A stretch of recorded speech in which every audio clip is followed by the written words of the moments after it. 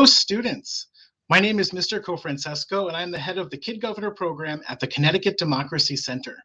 I am coming to you today from the historic Connecticut's Old State House, the building you see behind me, which is home of the Kid Governor program. If you are not familiar with Kid Governor, it is a statewide civics program for fifth graders. Students learn all about state government, voting in elections, and how to make a difference in their communities by participating in a real election for a kid governor. We believe that each of us, no matter how old we are, can make a difference, and Kid Governor empowers our state's fifth graders to change the world. Kid Governor is a free program, and I hope that teachers or parents who are watching today will talk to their local schools and encourage them to participate in the next Kid Governor election in the fall. The next Kid Governor could be from your town. You can learn more about Kid Governor, both the student and the program, at ct.kidgovernor.org. Adults, you can also learn about us by following Connecticut's Kid Governor on Facebook, Instagram, Twitter, and YouTube. Today, you get to meet your 2022 Kid Governor, Makhi Ettienne-Modeste, who was elected last November by thousands of Connecticut fifth graders. He is a few months into his one-year term, and today's Protecting Our Pets educational program is part of his three-point Kid Governor platform. Makhi is passionate about helping people and pets and is excited that so many students, classes, and community members are watching today's program to learn how they can help companion animals in their homes and communities. Makhi is a fifth grader at John F. Kennedy School in Windsor and loves basketball, football, and soccer. He also enjoys playing with his dogs, playing checkers, reading, and spending time with friends and family. He describes himself as an empathetic, outgoing, patient, and loving leader.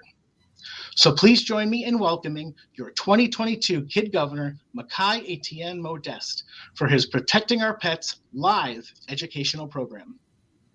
Hello, everyone. My name is Makhi, and I am your 2022 Kid Governor. I am coming to you today from my office at Connecticut's Old State House in Hartford. I'm excited to welcome you to my live educational program. Before we begin, I want to tell you a little bit about my Kid Governor platform, Protecting Our Pets. It is about stopping animal abuse and showing kindness towards companion animals and pets. I chose this platform because I love animals, especially my dogs, Blue and Paco. I know that animal abuse happens every day and it is frustrating that it doesn't stop. I never want to see a pet or companion animal hurt. There are 3 points to my Protecting Our Pets platform. The first is to educate students about the signs of animal abuse and the importance of showing kindness to companion animals. This that is what brings us here today for this live program. The second point of my platform is a statewide poster contest so fifth graders can draw attention to the importance of showing kindness to pets and companion animals. I have a special announcement about my poster contest at the end of this program, so stay tuned until the end. The third point of my platform is donating to organizations that help animals that have been abused. Later this spring, I will encourage schools to hold collection drives where students and staff can bring in items like toys, food, beds, and more, or give a monetary contribution to help their local shelters and humane societies. If you are a teacher, keep an eye out for an email from Connecticut Democracy Center with more information. And now, let's start our educational program. More than 1,500 students from across Connecticut are watching today, which is amazing. I have two animal experts joining me to teach you about the signs of animal abuse and showing kindness towards pets. I hope you enjoy the program. My first guest is Tanya Wescovich, who is a state animal control officer for the Department of Agriculture.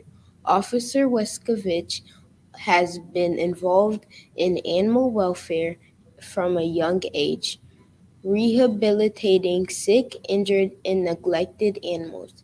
She studied animal science at the University of Connecticut and has worked in the veterinary field as an animal control officer in Stonington, in the state's large animal rehabilitation barn in Nyatuk.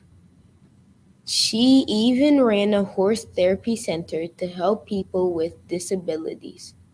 Officer Wescovich owns a farm which is home to her many pets, including horses, goats, chickens, peafowl, dogs, and cats.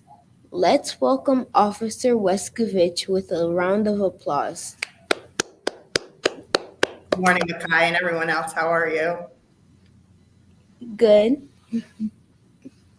My second guest is Ashley Marshall, who is the Community Outreach Manager for the Connecticut Humane Society.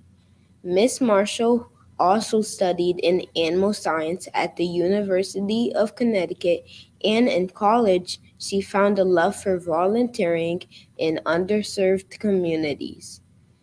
At the Connecticut Humane Society, she manages education and community programs. This combines her passions of teaching, helping the community, and pets. Miss Marshall shares her life with many pets, including dogs, cats, chickens, and horses. Let's give a round of applause to welcome Miss Marshall. Good morning, Makhi. Thank you for having me. You're welcome. Thank you both for being here today to help me teach Connecticut students about the important topics of animal abuse and showing kindness towards pets. I have a list of questions to ask you, and I want to give a shout out to my cabinet members who helped me come up with these questions: Brian, Elizabeth, Madeline, Olivia, Samantha, and Sadvik. Let's begin. The first question is, can you tell us about the organizations you work for and how you help pets or companion animals in your jobs? Sure. I'll go first. So, good morning, everybody. Thanks for joining us today. My name, again, is Ashley, and I'm from the Connecticut Humane Society. So, the Connecticut Humane Society, we have 3 locations in the state. We're in Newington, Waterford, and Westport. So, one of those is likely the closest one to you. And what we do to help companion animals and pets in the community, we do a variety of things. So we adopt out animals into the community. So we find pets who are in need of a new home and a new family, the perfect family for them. We also provide those pets as well as pets from the community with low cost medical care. So all of our pets who come into us see a veterinarian, and we also have a low cost option for members of the community at our Newington location at our Fox Memorial Clinic. We also do a lot of education for helping pets. So we go into schools pre-K all the way up through high school, and we also have programs for adults and senior citizens about caring for pets and just general kindness around animals. And then we also do some legislative initiatives working with the government to get bills passed for that advocate for animals and animal care here in the state of Connecticut. So we do a lot as the Connecticut Humane Society, but those are the basics that we do for pets here in Connecticut. Good morning, everybody. Again, my name is Officer Wescovich. I work with the Department of Agriculture, specifically the Animal Control Unit.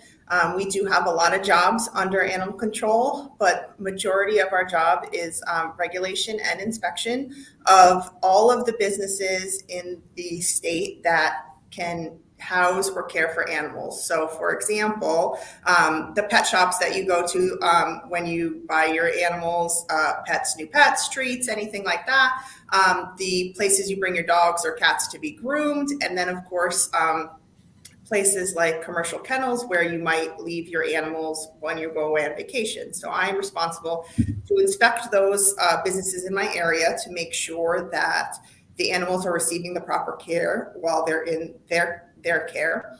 And then also, more importantly, we do investigate any claim of animal abuse across the state. We have 7 officers in our unit, and we are all spread out during this to assist the local animal control officers in cases around the state. Thank you for your answers. Next, my cabinet and I would like to know, what is animal abuse and what are the main reasons people abuse pets? I'll take that one, Ashley. I like to define animal abuse as any act on a person towards an animal that could cause it harm. And it's not just simply, I hit my dog too hard. It could be as easily as leaving your dog outside without any water. So it spans a very long plan of what could potentially be abuse. But the big key to remember is that it's anything that could potentially cause your animal harm. I do find that a lot of the reasons why people abuse animals is anger, frustration, and sometimes just simply not being educated on proper care for the animal will cause that animal harm as well.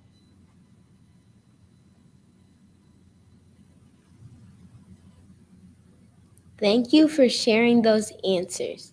Our next question is, what types of pets are most commonly abused? During my day-to-day work, the ones that we mostly get calls for is, of course, dogs and cats, just by virtue of them being very closely in your homes. But I do investigate a lot of cases with horses as well. In this state, we do have a lot of horses, and unfortunately, not all of them are cared for properly. Yeah, and for us at the Connecticut Humane Society, we do see cases of abuse kind of come in. Again, we do definitely see dogs and cats, but we also see a lot with guinea pigs and rabbits where people just have too many of them in their home. So there's just too many of these pets living in that home, and they're not getting the proper care. So there might not be enough food to go around for everybody, or enough water, or these pets may be living in dirty or unclean conditions. So that's something that we see with the small animals more so the guinea pigs and the rabbits. Just kind of spirals out of control, and people end up with too many of these animals, and it becomes challenging to care for them and provide them with their basic needs. Those were amazing answers. My next question is, how can kids recognize animal abuse? I'd have to say that number one, if the kids in the neighborhood, if you're very observant, I like to say, if you're looking at an animal and can you see if the animal appears to be happy? Does it look healthy? Does it look like it has a nice shiny coat? Are its eyes clear? Does it not look super skinny? You don't want to see a lot of bones. You want to see it nice and healthy looking. And then around our department, we like to say the three main things that animals require is going to be food, water, and shelter to house them from the environments. Right, I agree. Those basic needs, making sure that the animal that you're seeing has those 3 basic needs, that they have access to clean water, food, they're being fed on a regular schedule, and they have shelter, right? Whether that's, inside the home and they're not outside in the elements without a way to escape, like a doghouse, or if it's cold outside, right, they're in the home, that kind of thing. So making sure that they have those basic needs, and then, just basically what Tanya said, I completely agree, making sure that you're not seeing too many bones, that they're living in clean conditions. So if you see a pet who's living in an unsanitary condition, that's something that you might notice as animal abuse or something like that. But yeah, those are the basics. Those were so good. Next, can you tell us how kids can care for companion animals and show kindness to their pets at home? Yeah, I'll take this. I'll start with this one. So there's a lot of ways that kids can care for their companion animals at home and show them kindness. It can start and be really basic, depending on your abilities with the pets, but it can start with just a responsibility, right? Whether it's providing them with fresh water every day, making sure their water is clean. The easiest way to show kindness to pets is to provide them with those basic needs. So food, water, shelter. And so it might be an easy task like that, having a chore where you're responsible for feeding your guinea pig or making sure that your dog has fresh water every day. And then, of course, as you get older, you can take on more responsibilities. So it might be your job to, bring your dog outside to go to the bathroom. Right? Having access to a place to go to the bathroom is really important for our pets. Or maybe you have to clean your cat's litter box. No one really enjoys that task, but it's important. Right? Our cats need a clean, sanitary place to go to the bathroom. So cleaning that litter box regularly is a responsibility that you can show, a way that you can show kindness to your companion animal at home. If you don't have a companion animal at home, right, you don't have pets for whatever reason, we'll talk a little later about ways you can continue to show kindness to pets. But at home, it's having some sort of chore, or even you can make your pet's toys. There's a lot of safe pet toys out there. Some are even on our website at tthumane.org that you can make for your animals. And that's a great way to show them kindness, giving them something new to play with or explore. That's an easy way that you as a kid can show your animal kindness. Yeah, those are all great answers, Ashley. I only just wanted to add that one of the important parts I feel about showing kindness to your pets at home is to make sure that they are also allowed to make their own choices as to whether they want to interact with you or not. So if they're tired and they want to sleep, it's important to let them do that instead of trying to rouse them or get them, riled up or play with them when they don't want that. So I feel that, a big part of kindness is to allow them to choose when they want their activities or they don't. My cabinet asks the next question. What can we do as kids if we see someone mistreat an animal or an animal that may have been abused in our communities? I think the biggest answer to that is to report that to an adult. An adult can be, it can be the first person you see on the corner if you're taking a walk. It can be a police officer or a firefighter or anybody that's in the community. And it could be a teacher when you get to school, or it can certainly be your parents when you're home. Right, and then the next step for any of those adults, right, they may not know, but it's good for you all to know, is to report that to your local animal control officer. Every town and municipality has an animal control officer who, investigates any claim of animal abuse, and then so reporting that to them is the next step that you would take, or the adult who you report it to would take to make sure that that is investigated and to ensure the animal is being properly cared for. Our next question is, what do you do if you see a stray animal? I would have to say that it's important that you go and find an adult. You don't want to just jump in and try to catch that animal yourself. Animals, when they're lost or stray, they can be scared, and you definitely don't want to get yourself injured trying to catch that animal. So I feel it's important to find an adult if you can't. I know some of you do have cell phones these days. You could certainly call the local police department and they'll send somebody out to help you. But if you think about where you saw the animal, what it was doing, which direction it went, then when you get that adult to report it to, then you can certainly give that information to them in order to help that animal be captured and brought back to its home safely. Right, and then I agree. You don't want to go up to that animal, or even if that animal approaches you, right? maybe acting friendly, but you never know. Like Tanya said, these animals are stressed and they're lost and they're not really sure what's going on. So they may act really differently than they do at home. So you don't want to touch them, or I know a lot of the times pets will have tags on. We really want to go like read those tags, but it's really important for you all to get an adult to help with that, because we just don't know how that animal is going to react, and we don't want anybody to get hurt. So always get an adult. Don't try to go up to the animal or try to touch them. Even if they approach you, what you're going to want to do is just stand really still, act like we say a tree. You want to be really boring so that animal kind of walks away, and then you're able to go get an adult. We never want to run from an animal we don't know, because especially dogs, right? They like to chase. It's just their thing, right? They chase squirrels, they chase lots of different things, and we don't want them chasing you.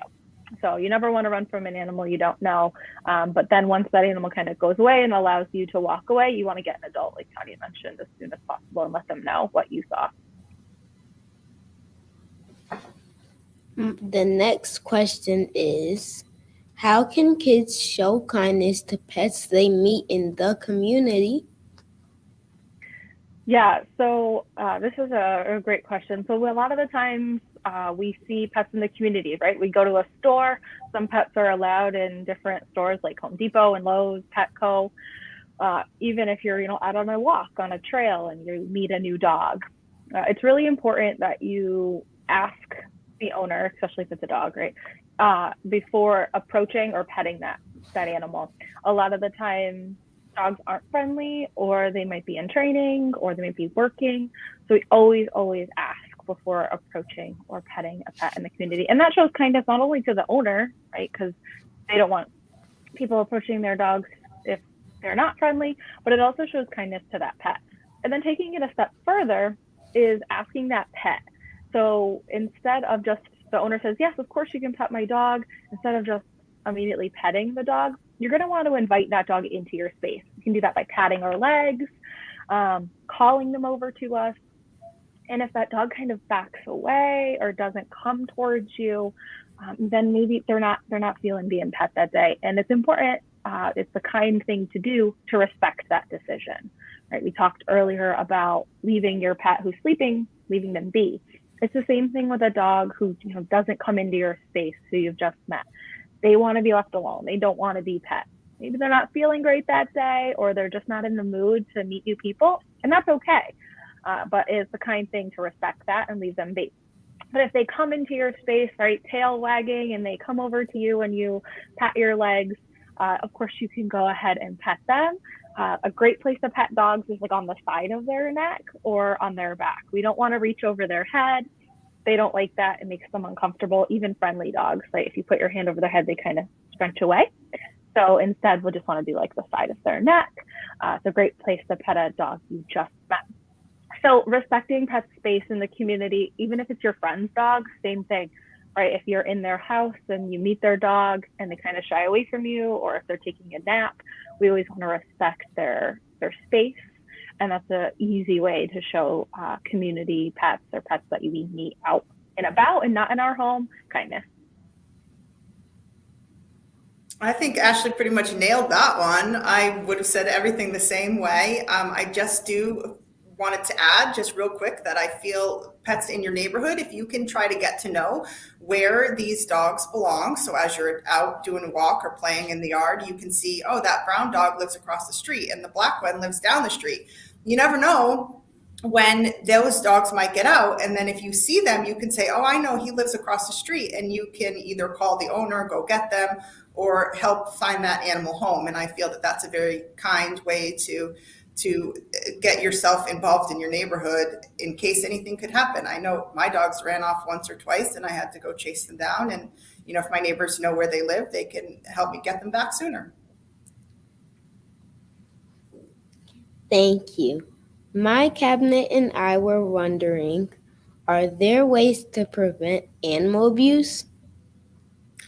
There's definitely always ways to prevent it. And as I said before, one of the biggest ways is to just be observant, to always watch to see the animals that you encounter on a day-to-day basis. Are they looking like they are getting their basic needs met? Like we said before, food, water, shelter. You want to make sure that you report anything that you see, even if it might come back later that the animal is fine and that it wasn't being abused. But if you have a concern, then maybe somebody else has a concern, and it's important to report those concerns to the appropriate people so they can be investigated and made sure. Yeah, I agree. And I think another way, especially as kids in the community, is just spreading the ways to show kindness to animals. A lot of times people don't necessarily know a lot about pets or how to care for them. They may end up with pets, so knowing the basic needs of animals is really important, right? That food, shelter, clean water, that's important. Getting to know the laws in the state of Connecticut around, pets. I know that's, more as you kind of transition into like middle school and stuff, but it's important to know. But the easiest way is to know those basic needs and share them with others, with your peers, and just knowing them as you grow up. That's a great way as a kid that you can do that. But yeah, as Tanya mentioned, knowing the signs of animal abuse and how to prevent them is really important as well. Our final question is, how can kids show kindness to pets at local animal shelters and animal control? There's lots of different ways that kids can get involved with showing kindness to pets that are in shelters or animal control. One of the ways is one of Makhi's plans for his platform is holding supply drives. So shelters and animal control oftentimes will accept donations from the community or in need of different supplies. Sometimes they post wish lists. Our pets with the Connecticut Humane Society have a wish list on our website. The supplies that we're in need of, whether it's blankets or food bowls or toys, anything like that, kitty litter, those are on our list. And you can always look there. Your local animal control might be in need of different things, so giving them a call, they may have a Facebook page, finding out what they're most in need of is going to, and then doing a supply drive in your school, collecting, whether maybe you have a church group or a Boy Scout troop, Girl Scout troop, anything like that. Doing a supply drive is always a great way to show these pets kindness. But there's other ways as well. You can just donate monetary funds or money, or host a fundraiser at your school, like a dress down day, or sometimes we've had groups bake dog cookies, sell them, and then the money comes to the Connecticut Humane Society or your local rescue or shelter, animal control. We also, there's a variety of crafts that kids can do. Like I mentioned, they're on our website at cthumane.org. We have cat scratchers that are made out of recycled cardboard. Lots of us have boxes hanging around that we're just going to recycle. You can actually make cat scratchers out of those. There's fleece blankets for pets, so making bedding for animals in local animal control and shelters. Those are really fun and easy to make. And there's a variety of other crafts that you can make for them. And then just making people aware of, adoption, and especially from local animal control and shelters. The pets tend to be on websites or just taking a walk through your local animal control or shelter. It's important, to ensure these pets find homes. So making people aware that adoption is one of their options to acquire a new pet is another way that we can show these animals kindness by finding them a home, as well as donating supplies to them. I agree with everything she said. Great job, Ashley. Thank you so much, Officer Wescovich and Miss Marshall. Do you have any final thoughts or comments for today for Connecticut students? I just like to say that this is a really great opportunity for me to be here and talk to everybody. I hope that everybody understands the importance of showing kindness to animals, whether they're yours or someone else's. And certainly if anybody has any questions later, feel free to reach out to me. I'm always in the state. Agreed. Yes. Thank you to all the students and the teachers who joined in today. and your commitment to helping animals in shelters and local animal control, and helping to prevent animal abuse. I think it's really important, especially when young people get involved. We are in classrooms so often teaching programs, and it's awesome to see students and kids and educators getting involved with pets and helping pets in need. It's so important for the future of pets in the state of Connecticut. So thank you all, and thank you so much, Makhi, for having me here today from the Connecticut Humane Society, and Tanya. It was a wonderful program. That is a great way to wrap up today's educational program.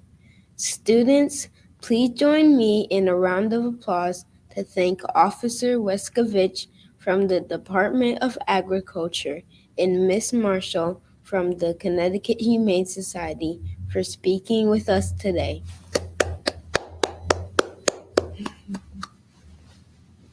I also want to thank you, all of the students, teachers, and community members who watched this educational program. I appreciate all of you participating and helping me complete the first point of my platform. I hope you learned something new today and have ideas for how you can help protect animals in your communities. The second point of my platform is a statewide poster contest to draw attention to the importance of showing kindness to pets and companion animals. I have an exciting announcement. I am launching my poster contest today. You are the first people to know about it.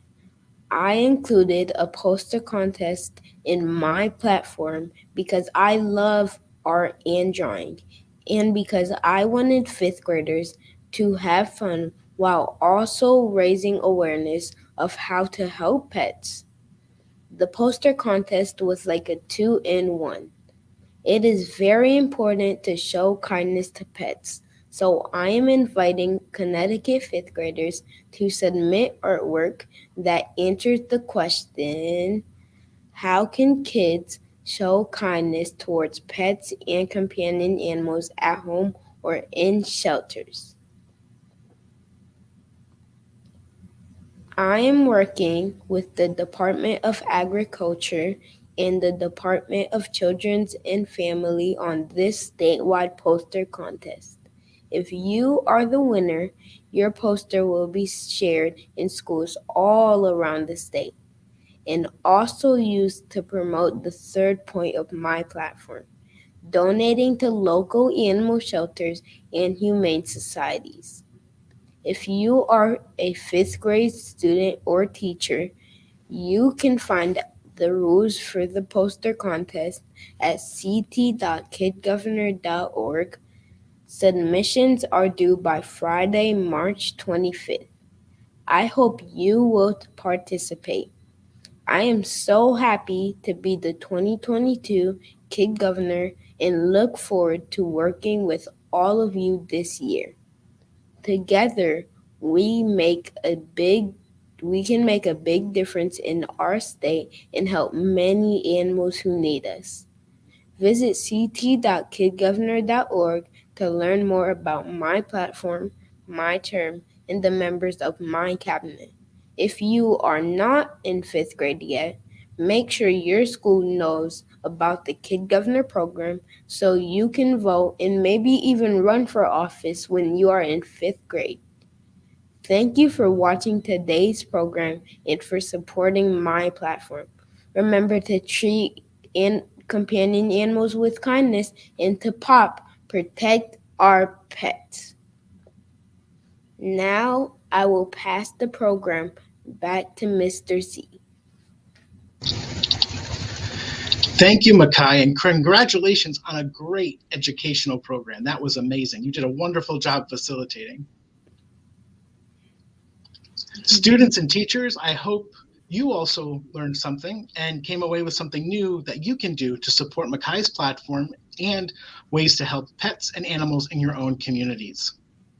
As we close, I would like to thank Makhi for his hard work on his platform and his cabinet for helping him brainstorm questions to ask his special guests today.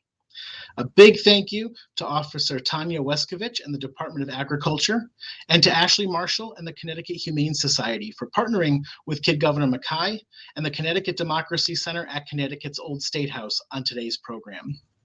Remember, you can visit ct.kidgovernor.org to learn more about Makhi, his platform, his cabinet, the Kid Governor program, and Makhi's recently announced poster contest.